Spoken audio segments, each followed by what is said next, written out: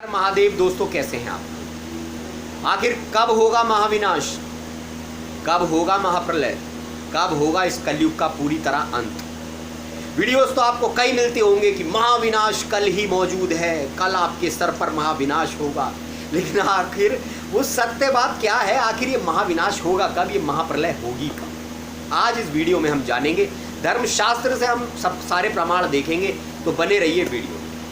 दोस्तों, कई महाज्ञानियों ने ये डिकोड भी किया है धर्मशास्त्रों को पढ़कर कि महाविनाश बहुत जल्द होने वाला है, क्योंकि हमारे धर्मशास्त्रों में सारी जानकारी मौजूद है।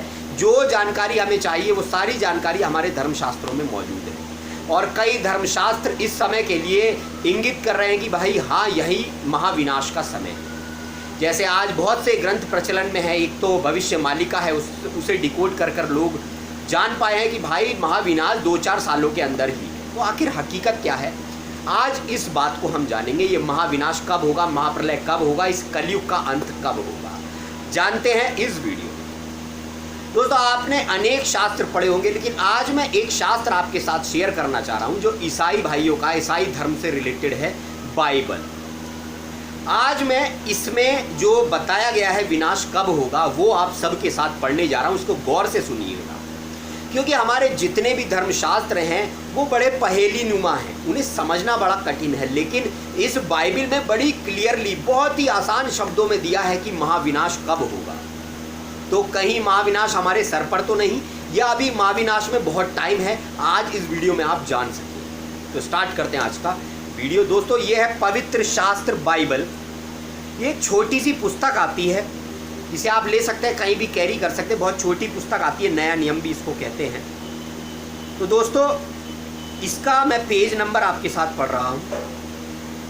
सबसे पहले मैं आप सबके साथ जो पेज नंबर पढ़ रहा हूँ वो है 126 पेज। ये आपकी स्क्रीन पर भी चल रहा है। इसमें लिखा है युग के अंत के लक्षण, यानी जब ये युग खत्म होगा तो इसके अंत के क्या लक्षण होंगे, यानी कलयुग खत्म होगा तो इसके लक्षण क्या होंगे। जब कुछ लोग मंदिर के विषय में बातें कर रहे थे कि वह सुंदर पत्थरों और मन्नतों की भेंटों द्वारा कैसा बनाया गया है, तो उसने कहा, इन वस्तुओं के संबंध में जिन्हें तुम देख रहे हो, ऐसा दिन आएंगे जब एक पत्थर के ऊपर पत्थर भी ना दिखेगा जो ढाया ना जाएगा।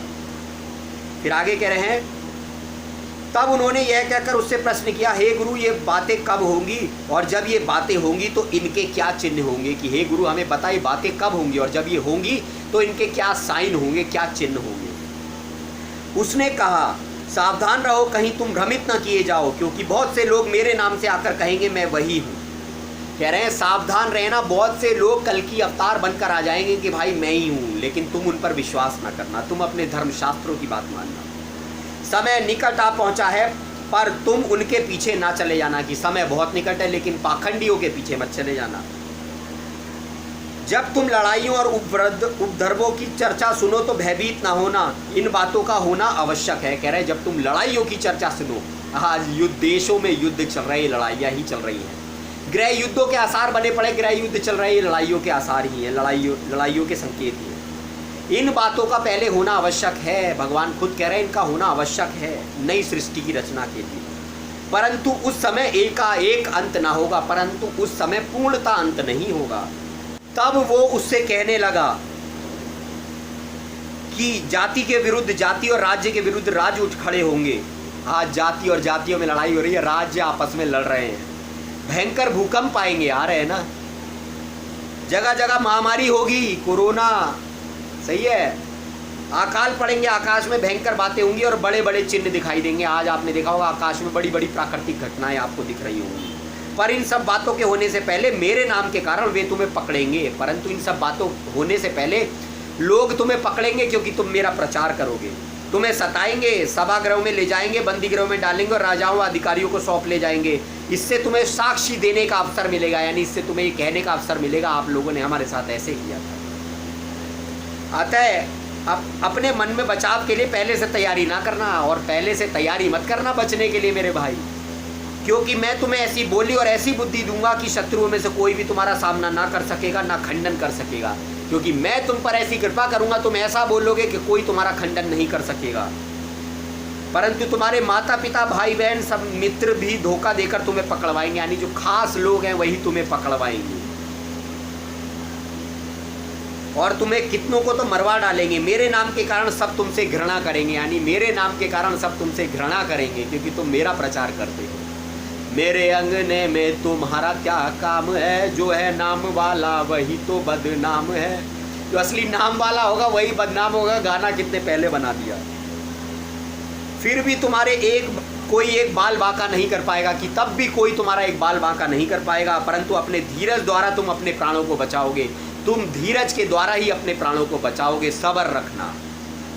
आगे कह रहे हैं, ये पेज नंबर आपका है 127। इस पर कह रहे हैं, सूर्य चंद्रमा और तारों में चिन्ह दिखाई देंगे, पृथ्वी पर जातियों के मध्य त्रास और समुद्र की गरज, लहरों के कोलाहल से इनमें घबराहट होगी। भय और संसार पर घटित होने वाली बातों की प्रतीक्षा करते करते मनुष्य के हाथ पैर ढीले पड़ जाएंगे। ऐसा समय आएगा मनुष्य घबराने लगेंगे। तब वे मनुष्य के पुत्र को सामर्थ्य के साथ बादलों पर महिमा के साथ उड़ते देखेंगे, यानी वो कल की अवतार को फिर उजागर होते हुए देखेंगे। सब घबरा जाएंगे तो फिर उसके पास जाएंगे। परंतु जब ये घटनाएं घटने लगे तो सीधे होकर अपने सिर उठाना, क्योंकि तुम्हारा छुटकारा निकट है। क्योंकि वो कह रहे हैं कि जब ये सब होने लगे तो घबराना मत, ये सोचना तुम्हारा छुटकारा निकट है, क्योंकि पहले उन लोगों को परेशान किया जाएगा। उसने एक दृष्टांत कहा, अंजीर के पेड़ और अन्य सब पेड़ों को देखो, जो ही कोपले आती हैं तुम देखकर जान ले जाते हो कि ग्रीष्मकाल निकट है। इसी प्रकार तुम भी जब ये सब हो तो जान लेना कि परमेश्वर का राज्य निकट है। जब ये सब होगा तो जान लेना कि सतयुग का राज निकट है। मैं तुमसे सच कहता हूं कि जब तक सब बातें घटित ना हो लें, इस पीढ़ी का अंत नहीं होगा। जब तक ये सब बातें नहीं होंगी, इस पीढ़ी का अंत नहीं होगा, कलयुग का अंत नहीं होगा। आकाश और पृथ्वी टल जाएंगे, परंतु मेरे वचन कभी नहीं टलेंगे। ये बात साफ इसमें लिखी। आगे अब मैं बताता हूँ, जब युग अंत होगा उसके बाद जब सतयुग होगा तो वो कैसा होगा, इसका भी इसमें वर्णन दिया है। 396 पेज। इस पर कह रहे हैं, फिर उसने मुझे जीवन की नदी दिखाई, जो स्फटिक के समान थी, स्वच्छ थी, और परमेश्वर और मेमने के सिंहासन निकलकर नगर के मुख्य मार्ग के बीच बहती थी। यानी परमेश्वर और मेमना, यानी परमेश्वर और वो निराकार शक्ति और मेमना वो अवतार। नदी के दोनों किनारों पर जीवन का वृक्ष था, जिसमें 12 प्रकार के फल लगते थे। वह प्रति माह फलता था, और इस वृक्ष की पत्तियां जाति जाति की चुंगाई के लिए थी। फिर वहां कोई शाप ना रहेगा, कोई शाप नहीं रहेगा वहां पर। इस नगर में परमेश्वर और मेमने का सिंहासन होगा, उसके दास उसकी सेवा करेंगे। कोई श्राप नहीं होगा, कोई मृत्यु नहीं होगी, कोई दुख नहीं होगा, कोई रोग नहीं होगा सतयुग में। और सब परमेश्वर की सेवा करेंगे, उस कल की अवतार की सेवा करेंगे। वे उसके मुख को देखेंगे और उसके नाम उसके मस्तकों पर होगा। फिर कोई रात ना होगी, कोई रात नहीं होगी, कोई अंधेरा नहीं होगा। उन्हें ना दीपक ना सूर्य के प्रकाश की आवश्यकता होगी, क्योंकि प्रभु परमेश्वर उन्हें प्रकाश देगा। वे युगानुग युग राज्य करेंगे, यानी बहुत लंबे समय तक वो राज करेंगे। तब उसने मुझसे कहा, ये बातें विश्वसनीय हैं, सत्य हैं। प्रभु ने जो नबियों के आत्माओं का परमेश्वर है, अपने स्वर्गदूत को भेजा कि वह अपने दासों को ये सब बातें दिखा सके। उनका शीघ्र पूरा होना आवश्यक है। भगवान अपने नबी और अपने दूतों को इसीलिए भेजता है ताकि मनुष्य को वो ये सब संदेश दे सके। अब कह रहे हैं यीशु का पुनरागमन होगा। इसी पेज पर कह रहे हैं यीशु ही कल की अवतार रूप में आएंगे। कल की अवतार के अंदर ही यीशु भगवान की शक्ति कार्य करेगी, ईसा मसीह की शक्ति कार्य करेगी।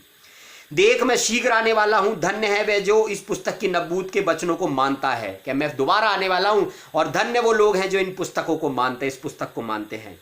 मैं वही यूहन्ना हूं जिसने ये बातें सुनी और देखी।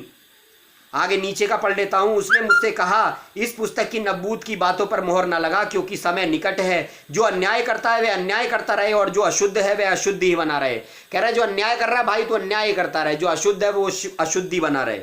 जो धर्मी है वह धर्म के कार्य करता रहे, जो पवित्र है वह पवित्र बना रहे। देख मैं शीघ्र आने वाला हूं, प्रत्येक मनुष्य को कर्मों के अनुसार देने के लिए प्रतिफल मेरे पास है। मैं अल्फा और ओमेगा हूं, मैं प्रथम और अंतिम हूं, मैं ही आदि और अंत हूं। धन्य हैं वे जो अपने वस्त्रों को धो लेते हैं, यानी वो लोग धन्य हैं जो अब जाकर अपने गुनाहों से तौबा कर लेंगे। जान बची तो लाखों पाए, लौट के बुद्धू घर को आए। 100 चूहे खाकर बिल्ली हज को चली। भैया 100 चूहे खा लिए लेकिन हज को जरूर चल लो। अब तो सुधर जाओ। धन्य है वे जो अपने वस्त्रों को धो लेते हैं, जिससे वे जीवन के वृक्ष के अधिकारी होंगे, यानी महाप्रलय में उस क्षेत्र पर वो बच सकेंगे और फाटकों से नगर में प्रवेश कर सकेंगे, उस नगर में प्रवेश कर सकेंगे। पर कुत्ते, जादू टोना करने वाले, व्यभिचारी, हत्यारे और जो सब झूठ को चाहते हैं, उस पर आचरण करते हैं, बाहर रहेंगे। यानी ये सब लोग बाहर रहेंगे, इनका वहां प्रवेश वर्जित होगा और ये महाप्रलय में मारे जाएंगे। दोस्तों देख लिया आपने कि कितना साफ साफ इस पुस्तक में दिया है। ना ही कोई हेर फेर है, ना ही कोई ऐसी चौपाई है जो आप नहीं समझ सकते। साफ साफ शब्दों में एक नॉर्मल हिंदी में ये सब बातें लिखी हैं और इसके बाद भी हम ना समझे तो हम वाकई में मूर्ख हैं। जितनी बातें इसमें लिखी हैं ये सब इस समय घटित हो रही हैं। महाविनाश बहुत ही नज़दीक है और बाइबल कह रही है कि इस महाविनाश से पहले हमें अपने अंदर सुधार कर लेने चाहिए, वरना हम अंत को ही प्राप्त होंगे। महाविनाश बहुत जल्द होने वाला है, तो जो भी ऐसे लोग हैं जो परमात्मा को मानते हैं, जानते हैं, वो इन सब बातों पर गौर करें और जितना हो सके अपने गुनाहों से तौबा कर कर अपनी आगे की कहानी जो है वो पवित्र और स्वच्छ लिखें। मैंने आपको बता दिया कलयुग का अंत भी इसमें दिया है और सतयुग में किस तरह के लोग जाएंगे वो भी इसमें दिया है। इस पुस्तक को आप खुद भी बाय कर सकते हैं। छोटी सी एक वाइट रंग की पुस्तक आती है, नया नियम बाइबल नाम से, वो भी आप ले सकते हैं। तो अगर वीडियो अच्छा लगा हो तो प्लीज़ कमेंट में हर हर महादेव या जय हर नाम ज़रूर लिख दें। हर हर महादेव।